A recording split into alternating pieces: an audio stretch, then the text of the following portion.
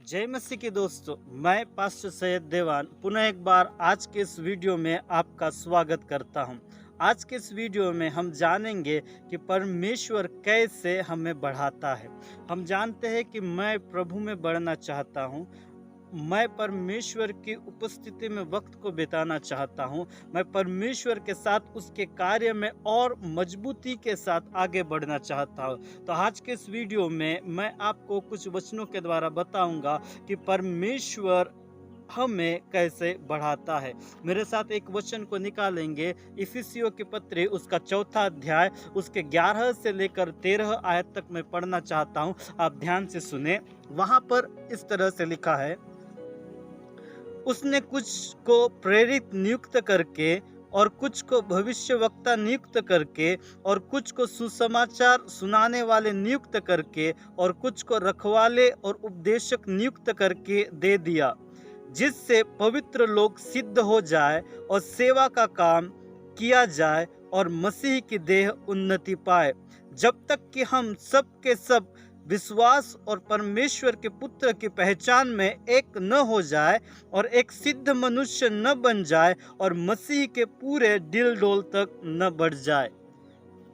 इस वचन को पढ़ने के द्वारा हम इस बात को जानते हैं कि परमेश्वर ने कलीसिया की स्थापना की और कलीसिया की स्थापना करने के बाद परमेश्वर ने वहां पर भविष्यवक्ता को दिए, परमेश्वर वहां पर प्रेरितों को दिया, परमेश्वर वहां उपदेशक को दिया, परमेश्वर वहां रखवाले को दिया, परमेश्वर वहां पर उसकी सेवा करने वाले लोगों को दिया, ताकि वे एक साथ मिलकर कलीसिया में काम कर सके, एक साथ मिलकर कलीसिया की उन्नति के लिए काम कर सके और वे एक साथ परमेश्वर की उपस्थिति में अपने आप को बढ़ाए। तो सबसे पहले बात मैं आपको बताना चाहता हूं कि परमेश्वर हमें कैसे बढ़ाता है। पहली बात, परमेश्वर हमें संगति के द्वारा बढ़ाता है। परमेश्वर हमें उनके लोगों के मध्य में हमें बढ़ाता है। परमेश्वर चाहता है कि उसकी कलीसिया उन्नति पाए।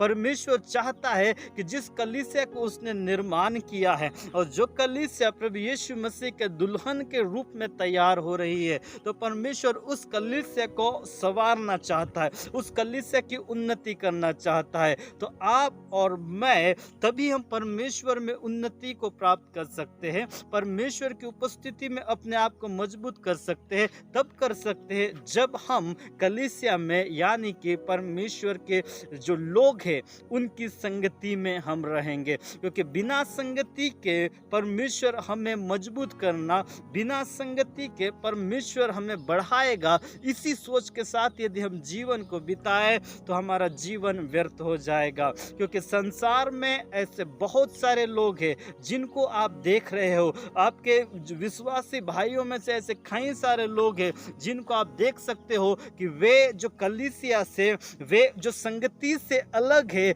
उनका जीवन परमेश्वर में, प्रभु में मजबूत नहीं है। तो मेरे प्रियो, मैं आपको एक बात बताना चाहता हूँ, वह यह कि बिना संगति के द्वारा, बिना कलीसिया जाने के द्वारा किसी व्यक्ति का जीवन बदलना, किसी व्यक्ति के अंदर परमेश्वर के गुण और परमेश्वर के कार्य को देखना असंभव सा जान पड़ता है। इसीलिए आप इस बात को ध्यान करें। यदि आप प्रेरितों के काम उसके पहले अध्याय को पढ़ते हो, दूसरे अध्याय को पढ़ते हो, तो वहां पर हम जानते हैं 120 लोग एक साथ मिलकर जब वे प्रार्थना में एकत्रित हुए, तो वहां पर पवित्र आत्मा के अभिषेक को, पवित्र आत्मा को उंडेल जाने के विषय में हम पढ़ते हैं। उसी प्रकार जब उन्होंने पवित्र आत्मा को पाया, पवित्र आत्मा के अभिषेक को पाया, उन्होंने प्रचार किया और जितने लोग उद्धार को प्राप्त किए, हम आगे पढ़ते हैं कि वे घर घर जाकर रोटी तोड़ा करते थे, घर घर जाकर संगति में रहा करते थे और परमेश्वर प्रतिदिन उनमें से कई लोगों को वहां पर मिला देता था। प्रतिदिन लोग उनके पास आया करते थे। वह क्यों आया करते थे? क्योंकि उनके पास संगति थी। वे बढ़ोतरी को प्राप्त कैसे किए? क्योंकि उनके पास संगति थी। इसीलिए उसके आगे यदि आप पढ़ोगे तो वहां पर लिखा है कि जब शाऊल कलीसिया को सताने लगा, लोगों को घसीट कर बाहर निकालने लगा, उनमें से कोई भी प्रभु यीशु मसीह का इनकार नहीं किया, परंतु वे प्रभु के लिए मरने के लिए तैयार थे। वह किसी लिए हुआ? उनके पास उतनी हिम्मत कहां से आए? वे प्रभु में इतना मजबूत कैसे हुए कि वे सताव के मध्य में वे स्थिर रह सके? वह इसीलिए क्योंकि वे प्रतिदिन संगति में रहा करते थे, वे कलीसिया में आया करते थे, वे संगति में रहकर घर घर जाकर रोटी तोड़ा करते थे। तो यही है मेरे प्रियो, मैं आपको बताना चाहता हूँ, परमेश्वर आपको बढ़ाना चाहता है, लेकिन आपको बढ़ाने के लिए परमेश्वर संगति का इस्तेमाल करता है। संगति में पवित्र लोगों के मध्य में ही आपकी बढ़ोतरी है, पवित्र लोगों के मध्य में ही आपकी उन्नति है। यदि आप अपने आप को झुंड से अलग करोगे, यदि आप अपने आप को कलीसिया के लोगों से अलग करोगे, तो आप कभी भी प्रभु में नहीं बढ़ पाओगे। हो सकता है आप कोई अन्य चीजों में बढ़ जाए, लेकिन प्रभु में नहीं बढ़ पाओगे। दूसरी बात जो मैं आपको बताना चाहता हूँ, मेरे साथ निकाले प्रेरितों के काम उसका 20वां अध्याय आयत 31 और 32 मैं आपके लिए पढ़ना चाहता हूँ। वहां पर इस तरह से लिखा हुआ है, उसकी 31 आयत, इसीलिए जागते रहो और स्मरण करो कि मैंने 3 वर्ष तक रात दिन आंसू बहा बहा कर हर एक को चितौनी देना न छोड़ा, और अब मैं तुम्हें परमेश्वर को और उसके अनुग्रह के वचन को सौंप देता हूँ, जो तुम्हारी उन्नति कर सकता है और सब पवित्र किए गए लोगों में साझी करके मिरास दे सकता है। 32वें आयत में लिखा हुआ है, और अब मैं तुम्हें परमेश्वर को और उसके अनुग्रह के वचन को सौंप देता हूँ। दूसरी बात, परमेश्वर हमें कैसे बढ़ाता है? परमेश्वर हमें अपने वचनों के द्वारा बढ़ाता है। यहाँ पर इफिसियस के कलीसिया में हम देखते हैं कि पौलुस इफिसियस के कलीसिया में 3 साल तक रहा, उनके मध्य में रहकर वह सेवकाई को किया, उनके मध्य में रहकर वह प्रभु के वचन को बांटा, उन्होंने उसको शिक्षा दी, उन्हें उनके साथ वो प्रार्थना किया, संगति में रहा। लेकिन सेवकाई के दरमियान जब उसको पवित्र आत्मा के द्वारा बार बार यहाँ अगुवाई होती थी कि वह यरूशलेम में जाए और यरूशलेम के लोग उसको बंदी गृह में डाल देंगे, पवित्र आत्मा के द्वारा वह इस बात को जाना। और उसके बाद में जब वह यरूशलेम की ओर जा रहा था, तो मिलेतुस नामक एक जगह पहुंचकर इफिसियस की कलीसिया के प्राचीनों को बुलाता है और उन्हें प्रभु के वचनों से कुछ बातों को लेकर वह सांत्वना को देता है। और जब विदाई का समय होता है, तो अंतिम समय में पौलुस उन्हें एक ही बात कहता है कि मैं तुम्हें परमेश्वर और उसके अनुग्रह के वचन को सौंपता हूँ, क्योंकि वही है जो तुम्हारी उन्नति करा सकती है। दूसरी बात जो मैं आपको बताना चाहता हूँ वह यह है कि आपकी उन्नति परमेश्वर का वचन कर सकता है।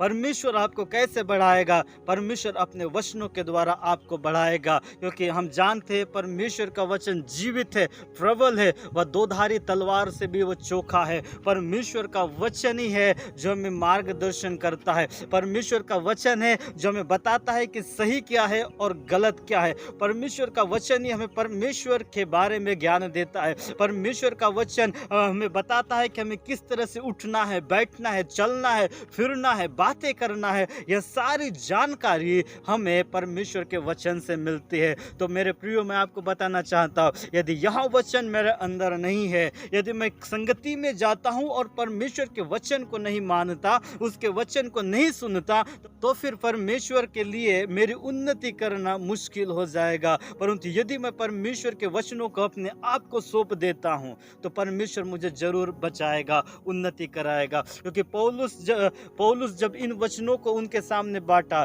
तो उसके संदर्भ में इस प्रकार लिखा हुआ है कि वह कहता है कि बहुत सारे लोग झूठी शिक्षा को लेकर घूम रहे हैं, बहुत सारे लोग झूठी शिक्षा को फैला रहे हैं, और तुम में से कई लोग ऐसे होंगे जो झूठी शिक्षा को अपनाएंगे और झूठी शिक्षा के आधारित अपने जीवन को बर्बाद कर देंगे। लेकिन उन झूठी शिक्षाओं से, उन गलत बातों से, उन गलत राह से तुम्हें कोई बचा सकता है, तो वह है परमेश्वर के वचनों का ज्ञान। तो आपको और मुझे परमेश्वर के वचनों को जानना, सुनना और मानना अनिवार्य है। क्योंकि जब मैं परमेश्वर के वचन को मानता हूँ और जब मैं परमेश्वर के वचनों को अपने जीवन में लेता हूँ और वह वचन जो जीवित है मेरे अंदर अंकुरित होकर बाहर निकल कर आता है, तो मेरा जीवन बदल जाएगा और मैं परमेश्वर में और मजबूत हो जाऊंगा, परमेश्वर में और ज्यादा बढ़ता जाऊंगा। तो और एक आयत को मेरे साथ निकाले, पहला पत्रस उसका 2 अध्याय और उसके 2 वचन में लिखा है, नए जन्मे हुए बच्चों के समान निर्मल आत्मिक दूध की लालसा करो,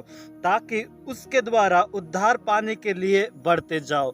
परमेश्वर का वचन यह भी कहता है, पतरस भी इस प्रकार कहता है, जैसे पौलुस ने कहा है कि मैं तुम्हें परमेश्वर के अनुग्रह के वचन के हाथों में सौंप देता हूँ। पतरस भी यह कहता है कि तुम नए जन्मे हुए बच्चों के समान, जिस प्रकार जो बच्चा जन्म लेता है उसे किसी वस्तु की आवश्यकता नहीं परंतु दूध की आवश्यकता होती है, वैसे ही आपको और मुझे उन्नति को हासिल करने के लिए, प्रभु में मजबूत और बढ़ने के लिए किसी और की नहीं परंतु परमेश्वर के वचनों की आवश्यकता है, क्योंकि वही हमें बढ़ाएगा, वही हमें जीवित करेगा। यदि परमेश्वर किसी को बढ़ाना चाहता है तो परमेश्वर उसके अंदर अधिक मात्रा में अपने वचनों को डाल देगा, क्योंकि परमेश्वर का वचन जीवित है और निश्चित रूप से वह वचन एक न एक दिन उसके अंदर अंकुरित होगा, और जब वह फल लाएगा तो उसके द्वारा परमेश्वर अपनी महिमा करेगा। तीसरी बात है, मेरे साथ निकाले यूहन्ना रचित सुसमाचार उसका 16वां अध्याय 12 से लेकर 14वीं आयत तक मैं पढ़ना चाहूँगा। वहाँ पर लिखा है, मुझे तुमसे और भी बहुत सी बातें कहनी है परंतु अभी तुम सह नहीं सकते, परंतु जब वह सत्य का आत्मा आएगा तो तुम्हें सब सत्य का मार्ग बताएगा, क्योंकि वह अपनी ओर से न कहेगा परंतु जो कुछ सुनेगा वही कहेगा और आने वाली बातें तुम्हें बताएगा। वह मेरी महिमा करेगा क्योंकि वह मेरी बातों में से लेकर तुम्हें बताएगा। और तीसरी बात जो मैं आपको बताना चाहता हूँ परमेश्वर के वचन के द्वारा, वह यह है कि परमेश्वर हमें पवित्र आत्मा के द्वारा बढ़ाता है। वह कैसे, हम यहाँ पर देखे हैं, प्रभु यीशु मसीह ने कहा है कि मेरे मृत्यु होगी और मैं स्वर्ग में चला जाऊँगा, परंतु तुम्हारी सहायता के लिए मैं पवित्र आत्मा को भेजूँगा। तुम्हारी सहायता के लिए परमेश्वर अपनी आत्मा को तुम्हारे मध्य में उंडेलेगा और वही आत्मा तुम्हारा मार्गदर्शन करेगा। वही आत्मा तुम्हें बताएगा कि सच्चाई का मार्ग कौन सा है, कौन सा मार्ग सही है और कौन सा मार्ग गलत है, क्या करना है क्या नहीं करना है, वही आत्मा बताएगा। क्योंकि परमेश्वर के आत्मा ही है जो परमेश्वर के वचनों को जानती है, परमेश्वर के वचनों को हमें समझाने वाला, परमेश्वर के वचनों को हमारे अंदर अंकुरित करने वाला कोई और नहीं परंतु परमेश्वर का आत्मा है मेरे प्रियो। तो तीसरी और सबसे महत्वपूर्ण बात यह है कि परमेश्वर हमें पवित्र आत्मा के द्वारा बढ़ाता है। कई बातों को लेकर हम विचलित हो जाते हैं, कई बातों को लेकर हम असहज हो जाते हैं, कई बार आपकी और मेरी उन्नति रुक जाती है, कई बार आपकी और मेरी प्रार्थनाएं रुक जाती है, कई बार आपका और मेरा बाइबल का अध्ययन रुक जाता है, कई बार परमेश्वर के सेवकाई के लिए भेंट और दशवांश देने के लिए हमें मुश्किल से जान पड़ता है। तो ऐसे परिस्थिति में हमें बल देने वाला, ऐसे परिस्थिति में हमारी सहायता करने वाला और प्रभु में बने रहने के लिए हमें प्रोत्साहित करने वाला कोई और नहीं परंतु पवित्र आत्मा ही है। तो परमेश्वर पवित्र आत्मा के द्वारा हमें बल देता है, हमें ताकत देता है, हमें सामर्थ्य देता है कि हम परमेश्वर के कामों को आगे बढ़ाते रहे। तो आप इस बात को भी आप ध्यान में रखें। पर सबसे महत्वपूर्ण और आखिरी बात यह है कि मैं प्रभु में बढ़ना चाहता हूँ, बिना पवित्र आत्मा के मैं प्रभु में नहीं बढ़ पाऊंगा, क्योंकि वही है जो मुझे गाइडेंस देता है, वही है जो मेरी सहायता करता है। तो मेरे प्रियो, 3 बातों का आप स्मरण करें। यदि मैं परमेश्वर में बढ़ना चाहता हूँ, यदि मैं प्रभु में मजबूत होना चाहता हूँ, मैं परमेश्वर के सेवकाई में आगे बढ़ना चाहता हूँ, तो मुझे 3 बातों को ध्यान में रखना है। पहली बात, मुझे संगति में जाना अनिवार्य है। और दूसरी बात, मुझे परमेश्वर के वचनों का मनन करना, उसका अध्ययन करना और सुनना महत्वपूर्ण बात है। और तीसरी बात, परमेश्वर के आत्मा जो पवित्र आत्मा है उसके मार्गदर्शन को लेना, उसकी उपस्थिति में रहना मुझे अनिवार्य है, क्योंकि इन 3 बातों से मैं बलवंत होता जाऊंगा। क्योंकि संगति की सामर्थ, परमेश्वर के वचन के सामर्थ और पवित्र आत्मा की सामर्थ एक मनुष्य को परमेश्वर के वचनों के अनुसार,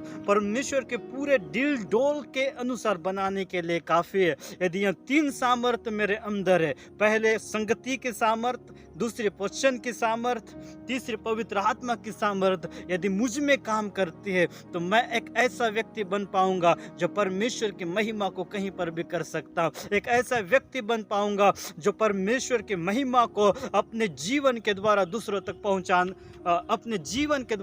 तक पहुंचा पाऊंगा। तो मेरे प्रियो, इन वचनों का आप स्मरण करें। प्रभु इन वचनों के द्वारा आप सबों को आशीष दे। यदि आप मेरे इस वचन के सेवकाई को पसंद करते हैं तो आप इसे लाइक करें, शेयर करें और अन्य लोगों तक पहुंचाने के लिए, आपके विश्वासी भाई बहनों तक पहुंचाने के लिए मेरी मदद करें। और इसी तरह से आपका सहयोग निरंतर मेरे साथ बने रहे। प्रभु आप सबों को आशीष दे। जय मसीह के। मिलते हैं अगले वीडियो में।